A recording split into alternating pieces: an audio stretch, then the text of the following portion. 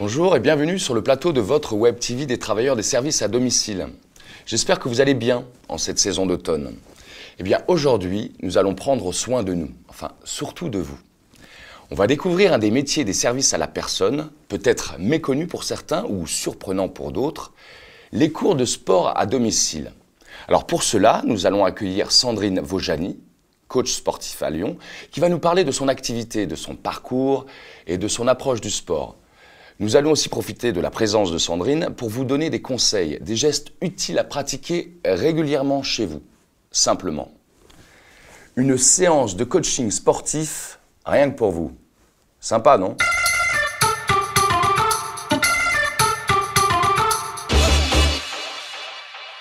Bonjour Sandrine. Bonjour Charles. Comment en êtes-vous venue au cours de sport à domicile ? Ça fait bien longtemps que je suis dans le métier du fitness, donc en cours collectif depuis, on va dire, 20 ans.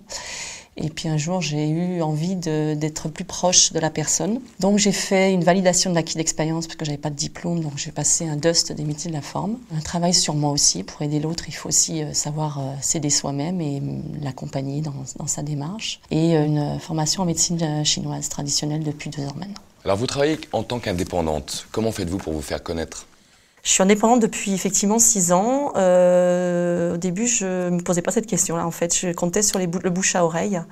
Et il est vrai que je me suis aperçue que je tournais un petit peu au ralenti. Donc, j'ai pris un peu des décisions un peu difficiles à prendre parce que c'était du budget. Donc, j'ai fait un site internet avec une société qui est spécialisée là-dedans. J'ai aussi fait venir appel à un photographe, une voiture aussi avec toute une sérigraphie dessus. Et après, c'est des supports de réseau, style Facebook, Viadeo. J'ai la chance aussi d'avoir travaillé en partenariat avec une presse lyonnaise qui m'a permis de faire aussi des petits articles. Ça va pas être facile tous les jours de gérer tous ces aspects. Pas forcément évident, non, effectivement. Maintenant, j'ai appris à déléguer tout ce qui est aspect administratif. Mais non, c'est pas simple de prendre ses décisions seul, savoir est-ce qu'on fait le bon choix, est-ce que... Quand on pense coaching sportif, la plupart des gens imaginent plutôt un service de confort pour un public aisé. Est-ce vrai ? Moi, ma clientèle, elle n'est pas forcément aisée. J'ai tout type de clientes et de clients. Parce que j'ai des personnes qui sont plus axées sur le bien-être et la santé, contrairement à peut-être ces gens qui sont plus dans le côté plastique parfait, un corps parfait. Moi, c'est vrai que cette clientèle-là, je ne l'ai pas. Donc ma clientèle, elle est vraiment axée sur prendre conscience de son corps, prendre soin de son corps pour sa santé essentiellement. J'ai une personne qui a 80 ans que j'accompagne, qui vraiment prend conscience de son corps et de pouvoir le faire bouger. C'est pas parce qu'on a 15 ans comme on a 80 ans qu'on ne peut plus rien faire, ou bien au contraire. En fait, vous travaillez plutôt sur le fond que la forme. Tout à fait, effectivement. Parce que la méthode Pilates, on va travailler tous les muscles profonds du corps. Donc effectivement, moi, c'est pas ce qui m'intéresse, c'est que la personne puisse faire tous ces mouvements au quotidien. Du coup, ça peut aussi l'aider à mieux appréhender peut-être des chutes. C'est pas spectaculaire les mouvements, mais par contre, c'est très puissant à l'intérieur du corps. Et vous pouvez nous décrire une journée type ? Enfin, le déroulement d'une journée, de votre journée ? Une journée type, ça va être entre 5 et 6 séances par jour. C'est beaucoup, hein ? C'est déjà pas mal, oui. Et c'est vrai qu'au fil des années, avec l'expérience, j'ai appris à gérer ça. Je fais toujours un petit sas de transition entre les 2 séances. De décompression. De décompression. Oui, ça, c'est pour vous, ça.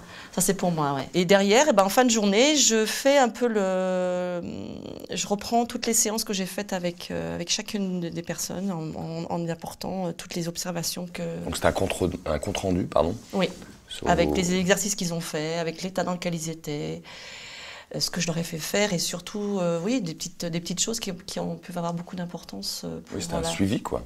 Un suivi. Vous travaillez en collaboration avec kiné ou ostéo, ça doit être génial pour vous. C'est un vrai plaisir. J'ai pas la science infuse et il y a des choses que je peux pas apporter donc aux autres. Et l'intérêt, c'est de pouvoir faire appel à différentes corps de métier.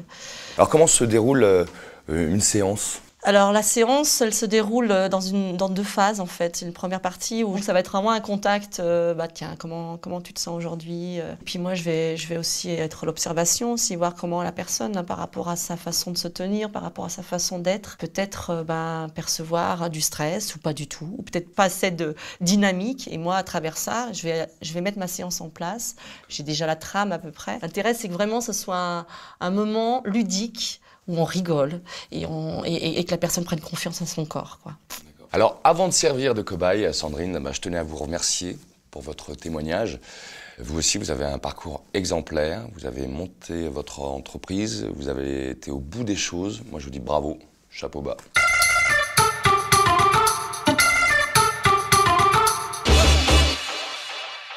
Alors Sandrine, la séance de coaching est arrivée. On va profiter de votre présence pour que vous puissiez nous donner quelques conseils et des conseils aussi à tous les travailleurs qui nous regardent. Alors on le sait que les métiers des services à domicile sont des métiers difficiles, physiques, porter des enfants, aider à la mobilité des personnes âgées, s'agenouiller pour le ménage, le jardinage. Alors quels conseils pourriez-vous nous donner et donner à tous les travailleurs qui nous regardent pour un renforcement musculaire ? La chose la plus importante au départ, dans tout geste quotidien, ça serait de toujours avoir cette idée de renforcer de rentrer son ventre. Allez-y, montrez-moi. Allez.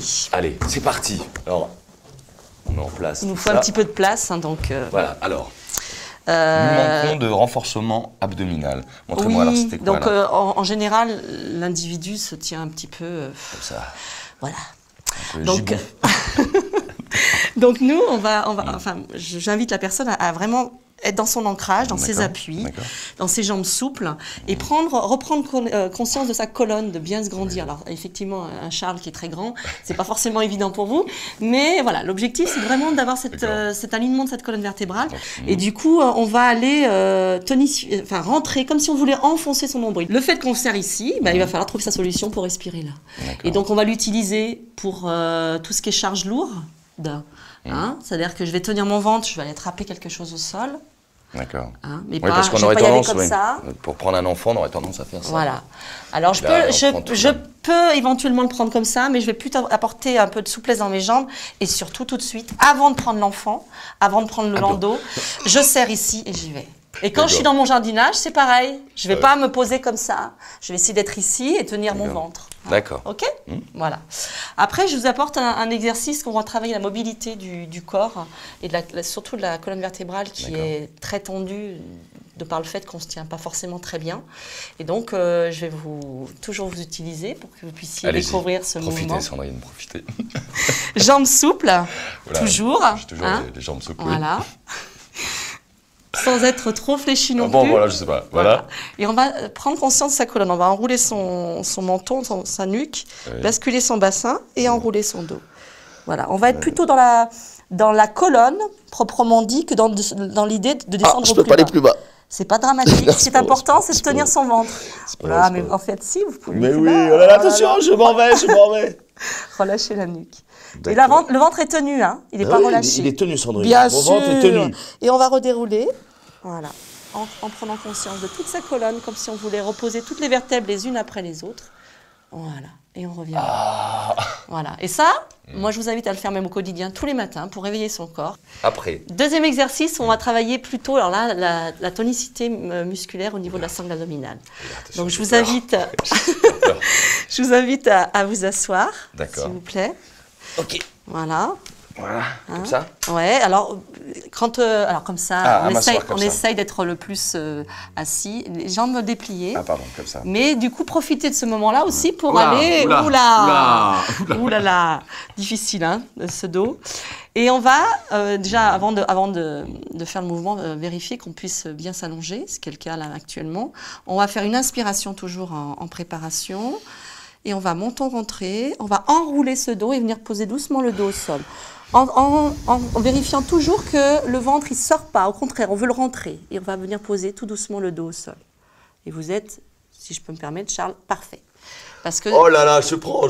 Voilà, on relâche. Voilà. Alors, Charles, effectivement, est une personne qui est assez tonique au niveau musculaire, mais il y a des personnes qui vont lâcher. C'est pas grave. Ce qui est important, c'est de le refaire. Donc, pour pouvoir se relever, on est bien d'accord qu'on fléchit les jambes, comme quand on se lève le matin. Parce qu'on a répété, je me suis fait un peu disputer par Sandrine. Voilà. Je me suis relevé un peu trop brusque. Hein.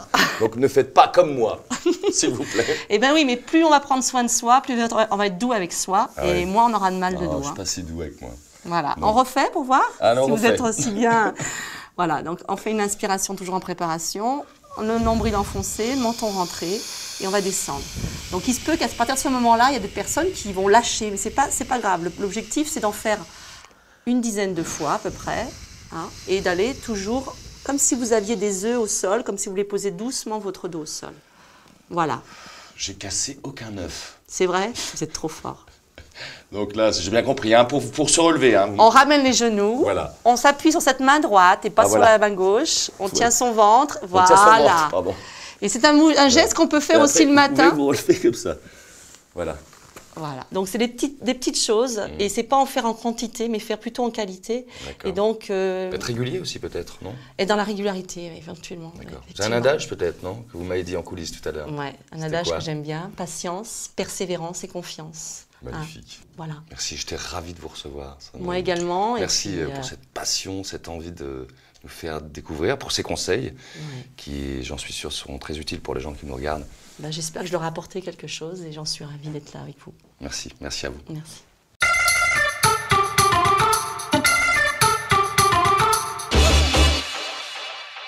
Les 1, 2 et 3 décembre prochains, c'est le Salon des services à la personne à Paris. C'est un rendez-vous national pour tous les professionnels du secteur. Vous y trouverez plein d'informations pratiques. J'espère que vous viendrez nombreux nous voir sur le stand C'est Nickel. On vous a prévu plein de surprises. Et puis, sur cnickel.com, vous trouverez des invitations gratuites pour entrer au salon. On se retrouve bientôt pour parler de la charge psychologique dans les métiers des services à domicile. D'ici là, prenez soin de vous.